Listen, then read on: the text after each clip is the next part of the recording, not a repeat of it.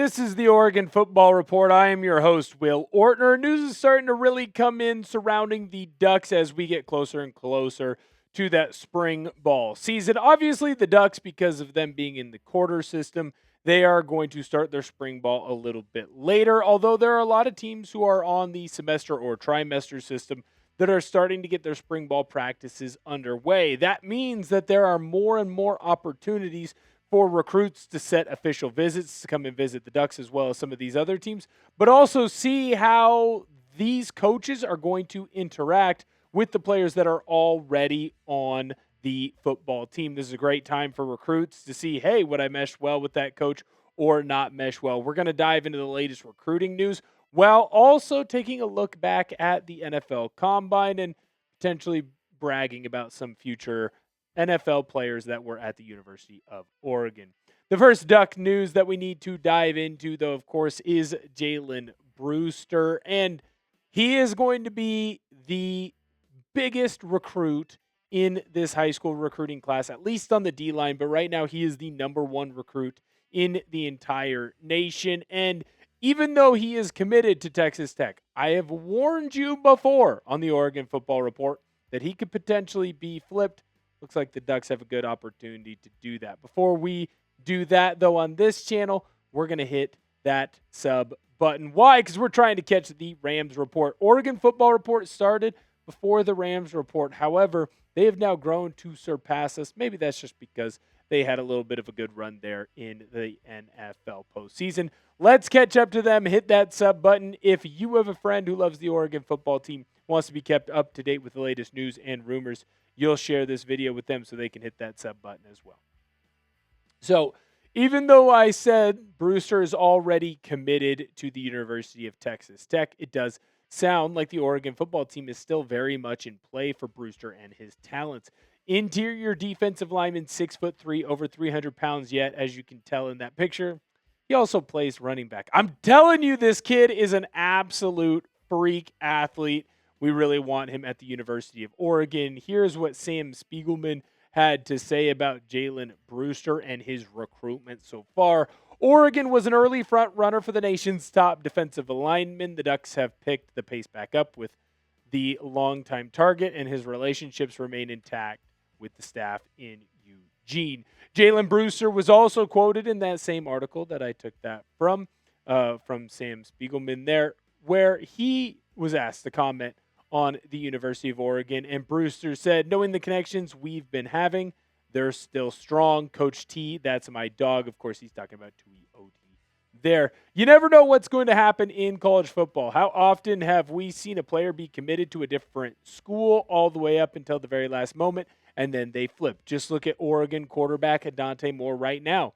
Donte Moore was committed to the University of Oregon basically until the last week of high school recruiting. He then decides to flip and go to UCLA, and then Oregon took that money to go in and get a multitude of other players in that same recruiting class, so that way the Ducks could, of course, still have one of the top recruiting classes that year. And then, hey, Donte Moore ended up still even coming back to the University of Oregon.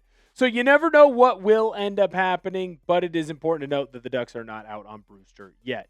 Speaking of things you need to not be out on, although the time to get these are rapidly approaching, St. Patrick's Day is right around the corner. Make sure that you get your Oregon Drinkin' Team t-shirt as soon as possible. Look at how sweet this t-shirt looks. We've got it in the green as well as the black. I've got mine in black. I absolutely love it.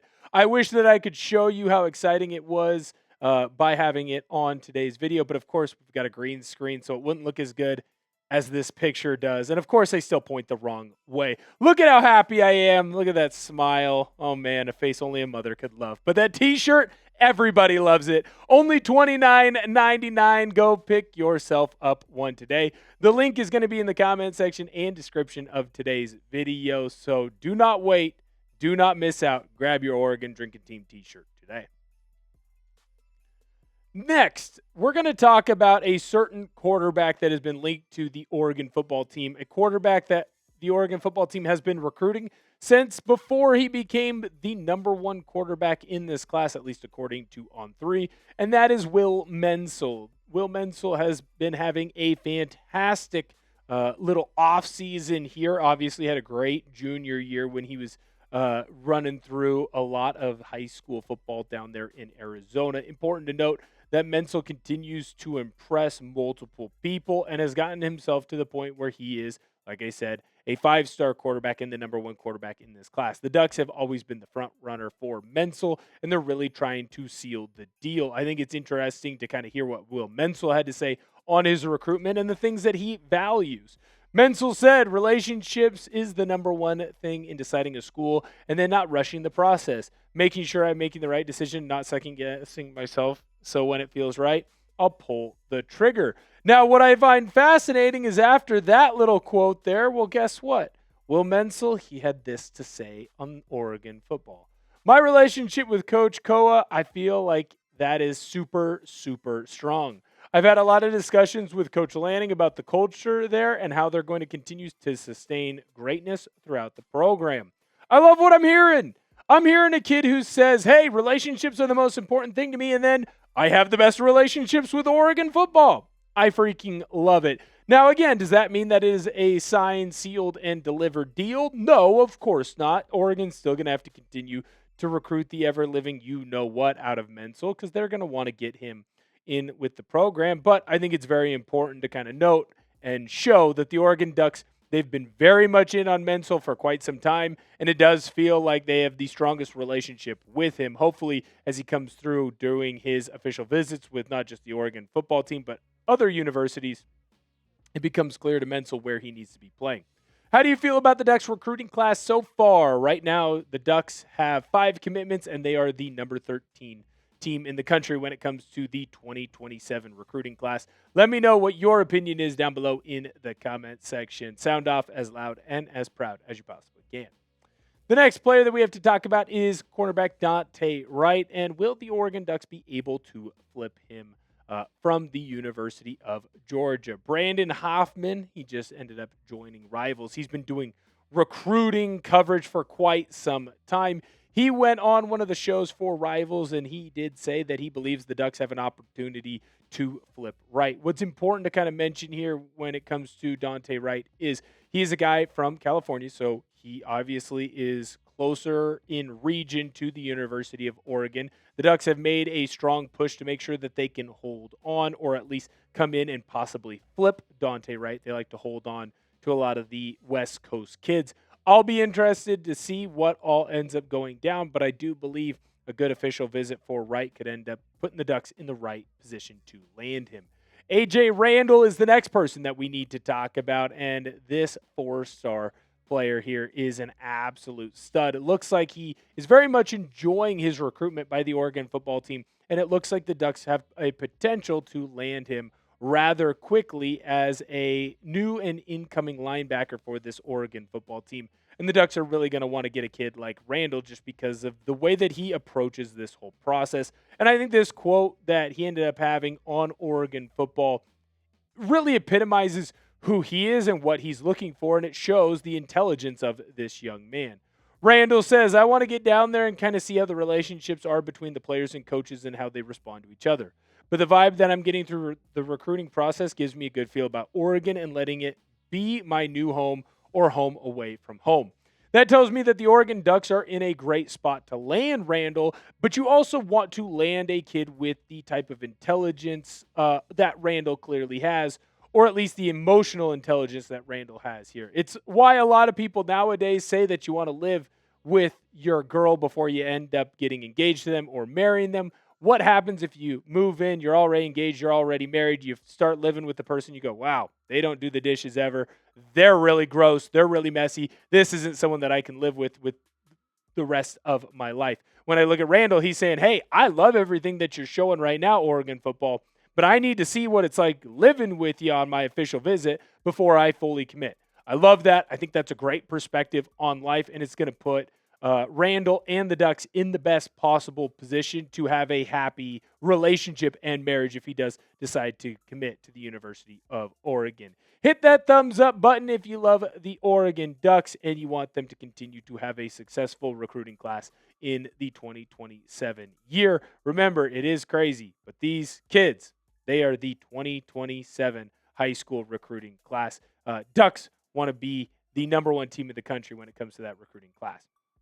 Last thing that I want to do is touch on the NFL Combine because there were a lot of former Oregon football players that were there. And I was very impressed with how the Oregon football team fared. You saw that it wasn't just the top guys who showed off how talented they were, but it's very clear to me that the Oregon Ducks really dominated throughout that combine. And I think what's most important when you look at the Oregon Ducks and how they continue to attack these pro showcases, the Senior Bowls, the Shrine Games, these different types of avenues for the players to end up being some of the top teams or top players in these NFL Combine or in these NFL workouts, are that the Ducks continue to show in and show out. And it's not just the top guys. It's not just the Kenyon Sadiqs or the Dillon Thienemans. It's the guys who could potentially be day three guys like a Malik Benson. Noah Whittington very much impressed me with his perspective on his life. If you want to go and see a great clip, head on over to my Twitter page at Will Ortner. And Noah Whittington talks about his time at the University of Oregon, but also on overcoming adversity. And I think that mindset's going to put himself in a position to where he can dominate in the NFL or continue to make a living for a long time in the National Football League. What we don't realize, because too often I think as a society we live in the moment, is how important in the long run a 40-yard dash time is for a Kenyon Sadiq. Now, that might not sound like an important thing right here, right now in the moment, but there are kids who are in middle school, soon to be in high school, that are watching the NFL Combine, that are watching highlight tapes, that are watching game film, and they are seeing Oregon football players ball out. I remember when I was growing up, I used to love to watch the NFL Combine for my favorite players to see how they did, and then after I'd go watch highlights. I can't tell you how many times I watched the NFL Combine and I saw a player that I'd never heard of before have a great showing, then I go and I watch their highlight tape, and then I start falling in love with the college that they went to. If the Oregon football team continues to show that they can build really good high school prospects and good high school prospects into really good, great, or even good NFL prospects, you are going to get more commitments from kids who are in the transfer portal looking for their next stop, from kids who are in the high school football ranks who want to come in and go to a program that can build them into being an NFL player. At the end of the day, the goal as a football player is always to play in the National Football League. And if Oregon continues to show that they can put players in the best position to reach those levels of success, the Oregon football team will continue to get more commitments. And I don't think that anyone epitomized this any more than Dillon Thieneman. Remember, Thieneman was at Purdue, and he left because he wanted to go somewhere where he knew he could develop into being a top football player in the National Football League. And I think I have talked too much, and I would let Dillon Thieneman answer the rest of that prompt himself. Yeah, it was a hard process, very hard decision leaving Purdue with all the connections I had there. But I felt that second year I didn't perform as well as I needed to, both personally and then as a team. I felt we didn't perform, and then I felt like I wasn't being developed the way I needed to, the way I wanted to make it to that next level. So I ended up going to the portal, and I was looking for three things really in the portal. Was a great culture. Second was the defensive scheme that would kind of prepare you for the next level, playing multiple different coverages, different rotations. And then three was that competition side, both offense and defense. I felt Oregon really excelled at all three of those and had great coaches over there with Lanning, Tosh, and Hamp. So that was my decision. Shout out to our Combine team here at Chat Sports that was down at the NFL Combine that was able to get that video clip there. I'll tell you right now, the grass is pretty damn green in Eugene. I have a hard time with the Oregon Ducks continuing to have success on Saturdays while also having players that move on to play on Sundays and have success there. I have a hard time seeing high school and college level recruits looking at the Oregon Ducks and saying, I don't know that I can reach my goals if I go there. The more success that the Ducks have will lead to even more success and greater success down the road. Which Ducks football player will have the best NFL career through this draft class? Let me know your opinion down below in the comment section. I'm very intrigued. Could it be Dillon Thieneman? Could it be Kenyon Sadiq, Emmanuel Pregnon? Or is it someone else that we have not potentially mentioned? We all know that sometimes those day 2, day 3 guys end up having the best careers in the National Football League. Help us out. Hit that sub button. We're growing. It's slow, but we are growing every single day. Make sure you hit that sub button as we try and catch up to the Rams report. Thank you guys so much for viewing today's video, and Sko Ducks!